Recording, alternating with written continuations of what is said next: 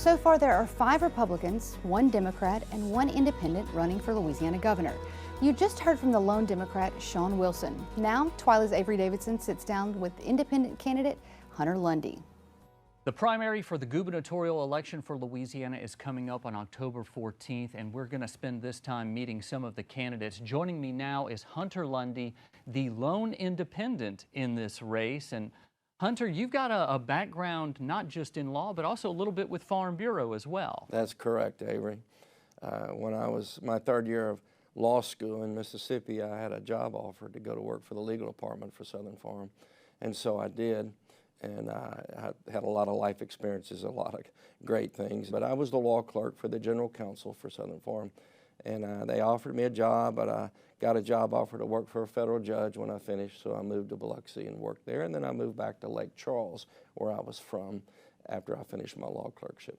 And when it comes to politics, you've only got one other real foray that you've done, and that was back in 1996 whenever you ran against Chris John for Congress. So how did you go from one-time political entrant to that race to now wanting to run for governor?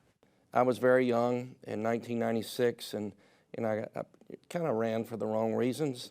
I ended up being a single dad and having to raise my youngest son, which today he's a ship captain. He's got a degree from Tech and one from A&M, and he's a mariner. And so I never thought about politics again. I went back. I was the CEO of the law firm, a small businessman, and you know, we operated out of 4 states. And so I just never thought about it again. You know, my mother's 91, doing well, living independently, and I've got pretty good genes. And so at the end of 2021, I knew I was going to quit practicing law. And so I've seen the state of the affairs in the state and in the nation, and my heart has always been to help people. I'm just a guy about the people. And so my call has not ended to help people. So I told people I'm leaving the courthouse and I'm going to the Capitol. And so that's why I'm running this. And there's a lot to be done. There's a lot that can be done. You know, we have some real serious issues in this state, you know, crime, poverty, education, all of those things, which I believe I have it in my heart and in my mind to attempt to fix.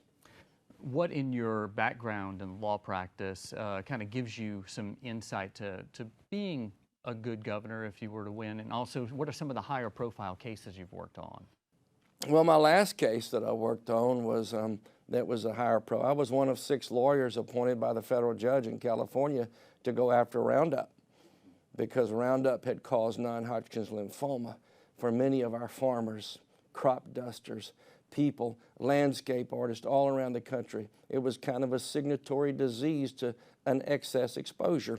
And anytime you get involved in a herbicide or a chemical case like that, it's always about the dose, and it's always about, did they adequately warn the user what the potential harm could be?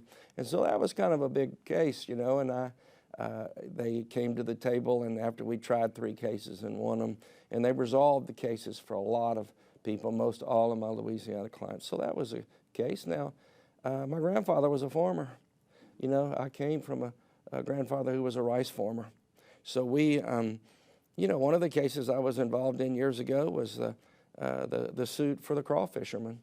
You know, when a product made its way into the rice field that wasn't properly field tested by the manufacturer, and it killed hundreds of thousands of acres of crawfish because they didn't know that we co-cropped rice with crawfish at the time. So that was a case that, you know, gives me a heart that I have for the agricultural community. And so, yeah, I mean, after the BP oil spill, our law firm was appointed, and my younger brother took the role to prosecute British Petroleum for the Deepwater Horizon that killed 11 people and damaged hundreds of thousands of small businesses, including shrimpers and oystermen and so forth along the coast. So those are, if you ask me about high-profile cases, those cases are high-profile cases. At the same time, I've represented contractors, and I've tried all blowout cases for all companies, and I've defended doctors, I've defended lawyers, and my father was in the maritime business, so I represented stevedores and push boat companies, and early in my career I represented Conoco Inland Marine. So that's kind of been a 40-plus year practice of law. And so I've been blessed. I thank God for it. And but you know, I do believe I'm equipped. You know, I've jokingly said I got the most gray hair of any of the candidates. And you know, wisdom does trump understanding and knowledge. I don't go looking for a fight like some of the candidates might, but I'm always ready to fight. And so I can stand up for the people of Louisiana. And so I've proven that throughout my career. I mean, I'm tenacious, I'm God-fearing, and so these things are important. And you know, I've always surrounded myself with smart people, good people. You know, you're only as good as the people that work for you, or work with you in my case. And they're smart. I mean, I've got one lawyer that I hired, and we practiced law together for years. We handle cases. He's a federal judge today. I've got another former partner who's a state court judge who may end up being a Court of Appeals judge. So we've always hired smart people that done good. So I've been blessed. So, and I indicated I had an office in Jackson, Mississippi for 25 years, and one in Houston, Texas for 15, one in Fayetteville, Arkansas. Generally, the one in Jackson and the one in Houston, they were just general offices like the one we had in Lake Charles. We always ran the firm principally out of Lake Charles. But we had a project-related office in Fayetteville, Arkansas. So that's kind of what we've done. I've made the point in other forums with the gubernatorial candidates. I'm the guy who's signed the front side of a check for 36 years. So I understand small business. I understand how to run. I mean, one time we had an operating overhead between $400,000 and $500,000 a month. So I think I can be, you know, a governor that governs, that doesn't try to rule, but tries to govern. And so, and my relationship with the farming community is important to me. Yeah, that's what I was going to ask you about is, you know, you've got an understanding of agriculture from your upbringing. You have an understanding of Farm Bureau because of your work with Southern Farm Bureau Life.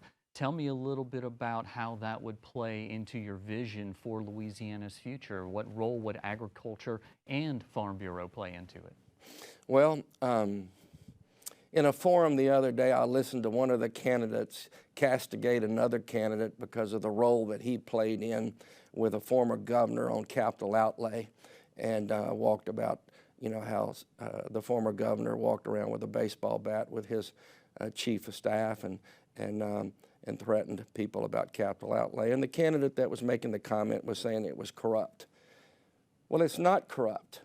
And it all depends on who the leadership is. And the example is, we have a new, it's called the South Louisiana Rail Facility in southwest Louisiana that's just going gangbusters.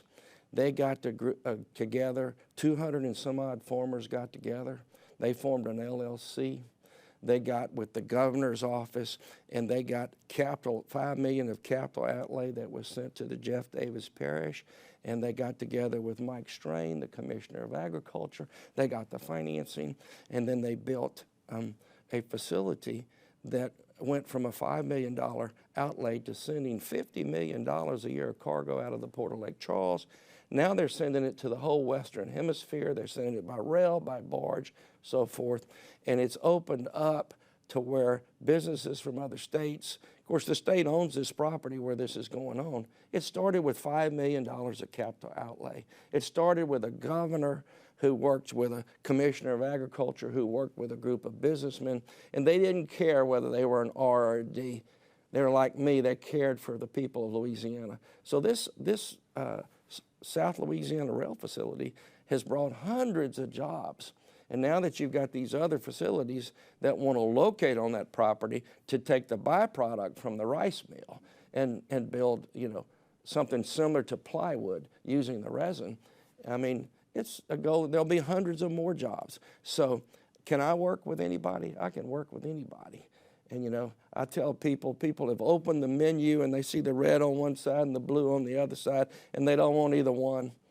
They want somebody who can work with anybody, and that's why I'm an independent. Whenever you decided in 21 to leave your law practice, is that when you decided that you were going to run for governor this go-round? Was that when that decision came to be? And what message do you have for our viewers on why they should go with what's in the middle of the menu, not on either side? Well, you know, we're a state of faith and family, and we believe in our freedoms. And, you know, and for years I've been involved in you know, doing programs and doing conferences on the Constitution. I'm a strong believer of the First and the Second, Seventh, and all the amendments, you know, and I have a biblical worldview. And so I just thought that, you know, change was needed. I didn't like when I left a certain party years ago. I just stuck an I. I could have been no party I could have been nothing. I mean, I'll tell people I'm a small I. I'm an independent thinker. I'm a big I as a thinker, a small I as a party. And I think Louisiana's ready for that. We got 800 and something thousand registered independents and no parties. And so the independent party is the fastest growing party in the United States today. And so I think the time is right. And so thinking about what I could do, I'm going out of this world with boots on the ground. You know, I want to be used up until the day I die. And, you know, here I got this 91-year-old mother who's sharp as a tack. And she's, you know, she taught kindergarten, she taught in college, she owned a small business. My father was in the maritime business. Started off as a crane operator and ended up owning some stevedore companies and a harbor docking. And so they raised 4 children. And so with good health and still good brain power, I'm going to keep fighting. Did I lose the passion for the courthouse? Probably so. But I didn't lose my passion for people. And so I prayed about it, thought about it. I had 4 people independent. One another said this is what I needed to do. The last one was my mother. So I said, yeah. And she told me that my grandfather, when I was a little boy, my grandfather was the rice farmer, said she said prophesied over me that I'd be the governor one day. I said, well, I think he's just a proud grandfather. I'm not sure if it was prophecy, but I'm doing it, and I'm on this journey, and so it's a nonstop. I still have the work ethic in me that what it takes to run a race like this, and so I don't know if that answers your question, Avery, completely, but I knew I was leaving the law, and now I had branched out. We've built apartments and condos and made investments over the years. I've been a small businessman as well as a lawyer, but you know, my wheelhouse has probably been the law. October 14th is not terribly far away. There are 7 candidates. Obviously, there's going to be a runoff with that many candidates. What's it going to take for you to be able to be one of the 2 in that runoff? If the voters listen to me, and I think if they know my heart, and if they know that my mind and my heart is in this job, and I don't need the job, I don't need a title, I don't need any power, I don't need any money, I don't need anything, but my call is to help people. I'll be the best governor Louisiana ever had, because I'll be tenacious and I'll know what people desire and what they want, because I've spent a year listening, you know, and I've been all over the state. I've been in between 40 and 50 churches over the last year, and I'll continue to visit every church that allows me to visit, allows me to speak, whatever they allow. So I don't, including this past Sunday. And then I spoke to a crawfish ball. I mean, crawfish is such a big agricultural industry in this state now. I mean, it's $475 million worth of revenue to this state.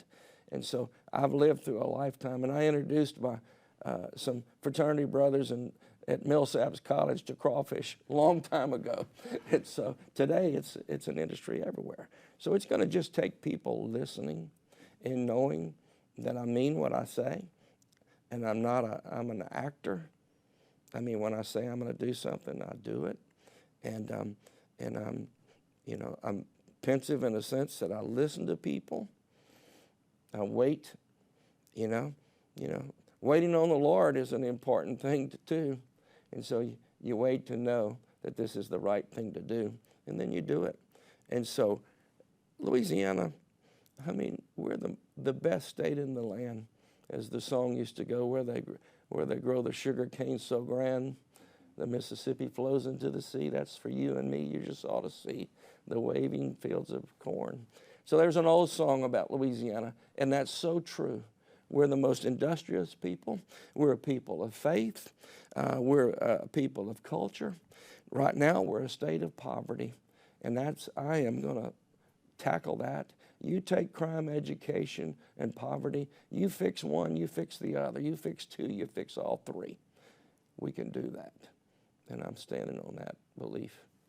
Well, I appreciate your tenacity. Hunter Lundy, independent, running for the governor's office. I appreciate you taking time to be on the This Week in Louisiana Avery, Agriculture thank set. you so much for your time. I appreciate it. Anytime, thank you. Coming up on TWILA, we tour a Northwest Louisiana farm with the Louisiana Women in Agriculture Group. Stay with us.